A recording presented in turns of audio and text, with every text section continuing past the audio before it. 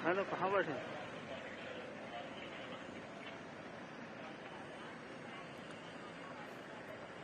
तो सीधी तस्वीरें आपको एक्सक्लूसिव तस्वीरें दिखा रहे हैं जहां कुशाभाऊ ठाकरे परिसर से केंद्रीय गृह मंत्री अमित शाह निकले हैं। कांकेर में आज उनकी जनसभा होनी है जहां के लिए वो रवाना हुए हैं। तो केंद्रीय गृह मंत्री अमित शाह मिशन छत्तीसगढ़ पर है। आपको बता दें कल उन्होंने विशेष बैठक की थी, उसके बाद अब तस्वीरें आपको एक्सक्लूसिव दिखा रहे हैं जहां वो पूरे दल के साथ कांकेर के लिए रवाना हुए हैं। तो कुशाभाऊ परिसर में आपको बता दें उन्होंने रात्रि विश्राम किया और उसके बाद अब वो रात को निकले हैं, सुबह निकले हैं और कांकेर में जनसभा को संबोधित करेंगे। तो मिशन छत्तीसगढ़ पर केंद्रीय गृह मंत्री अमित शाह हैं और आपको ये भी बता दें कि कांकेर में आज जनसभा को संबोधित करेंगे अमित शाह।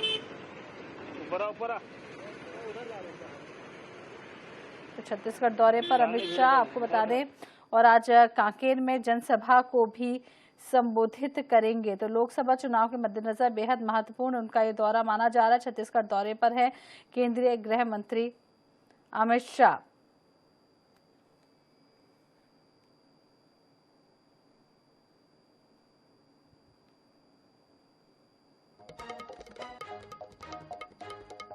तो कांकेर के लिए रवाना हुए हैं। आपको बता दें कि कमजोर सीटों पर कल उन्होंने बैठक को लेकर एक चर्चा की है। जो भी कमजोर सीटें हैं बैठक में उनको लेकर चर्चा की है।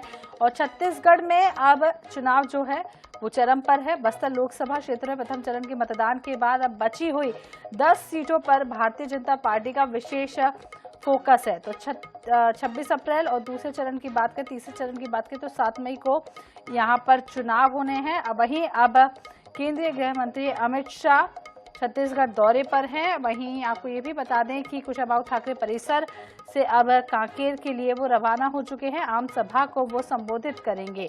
तो रायपुर में उन्होंने रात्रि विश्राम किया और आपको ये भी बता दें कि एक बैठक ली। बैठक में बची हुई जो सीटें हैं उन पर विशेष फोकस, खासकर की जो सीटों पर हार की उम्मीद है। वैसे तो बस्तर पर विशेष फोकस भारतीय जनता पार्टी ने रखा था। आपको बता दें अमित शाह और जेपी नड्डा आज दोनों ही छत्तीसगढ़ दौरे पर है। कांकेर में गृह मंत्री, वहीं रायपुर, भिलाई और लोरमी में भाजपा के अध्यक्ष जेपी नड्डा सभा लेने वाले हैं। तो आपको बता दें कि केंद्रीय गृह मंत्री अमित शाह कांकेर में चुनावी सभा को संबोधित करेंगे। वहीं बीजेपी के राष्ट्रीय अध्यक्ष की बात करें तो जेपी नड्डा लोरमी, भिलाई और रायपुर में चंद्रखुरी में आपको बता दें चुनावी सभा को संबोधित करेंगे। शाह एक दिन पहले रायपुर पहुंचे हैं और बीजेपी कार्यालय में ही ठहरे थे। वहीं आपको बता दें कि आने वाले समय में भी यानी कि 23 तारीख को प्रधानमंत्री नरेंद्र मोदी आ रहे। लगातार केंद्रीय दिग्गजों के दौरे जो है वो छत्तीसगढ़ में हो रहे हैं। बची हुई सीटों को लेकर सभी का फोकस है।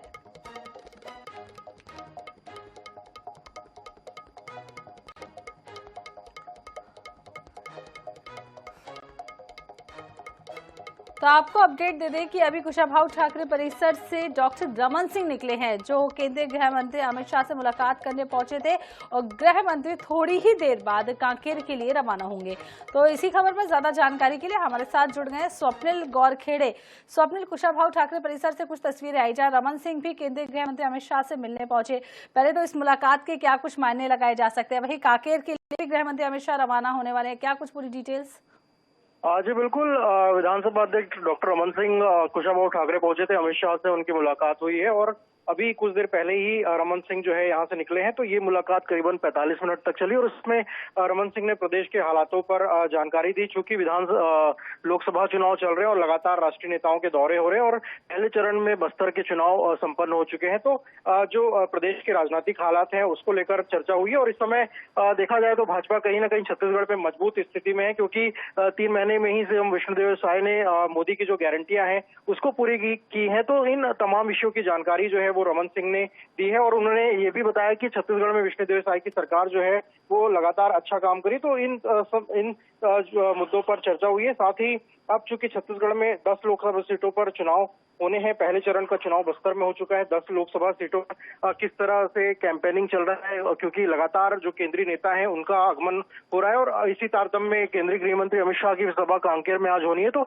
अब से कुछ देर बाद अमित शाह भी जो है कांकेर के लिए रवाना होंगे। तो लगातार कल जब अमित शाह यहाँ पर पहुंचे तो रात में ही उन्होंने अमित शाह ने यहाँ के जो प्रदेश संगठन के जो पदाधिकारी हैं उनकी बैठक ली है और बस्तर लोकसभा चुनाव को लेकर फीडबैक भी लिया है और 10 लोकसभा सीटों पर जो चुनाव होने उस संदर्भ में भी महत्वपूर्ण दिशा निर्देश दिए हैं। तो लगातार अमित शाह जब यहाँ पर ठहरे हुए हैं तो जो प्रदेश के वरिष्ठ नेता हैं उनसे वो मुलाकात कर रहे हैं और राजनीतिक हालातों पर चर्चा हो रही है। जी जी सर, बहुत बहुत शुक्रिया तमाम जानकारी देने के लिए। नजर बना के रखिएगा, आगे भी आपसे अपडेट लेते रहेंगे।